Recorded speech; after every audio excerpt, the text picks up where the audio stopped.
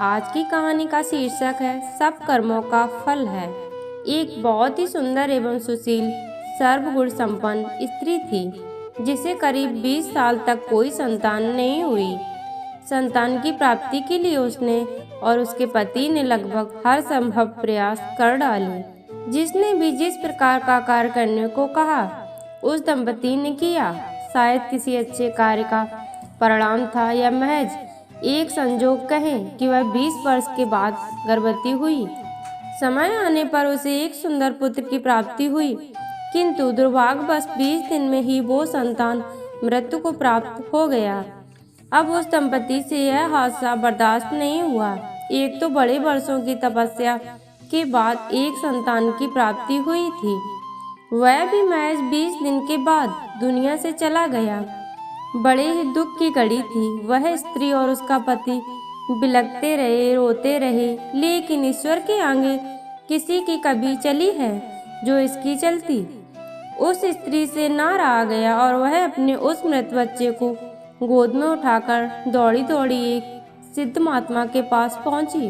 वह महात्मा से रोकर कहने लगी कि मुझे मेरा बच्चा बस एक बार जीवित कर दीजिए, मात्र एक बार। मैं उसके मुख से माँ शब्द सुनना चाहती हूँ। स्त्री की बहुत जिद करने पर महात्मा ने 2 मिनट के लिए उस बच्चे की आत्मा को उसके मृत शरीर में बुलाया।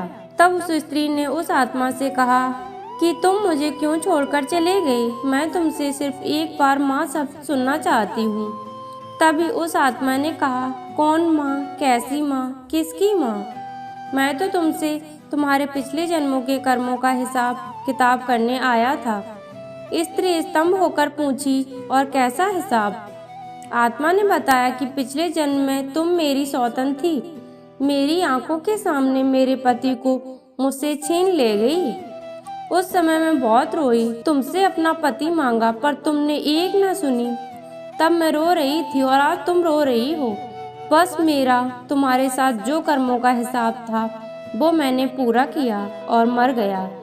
इतना कहकर वह आत्मा चली गई। उस स्त्री को बड़ा झटका लगा, कुछ देर के लिए मूर्छित हो गई।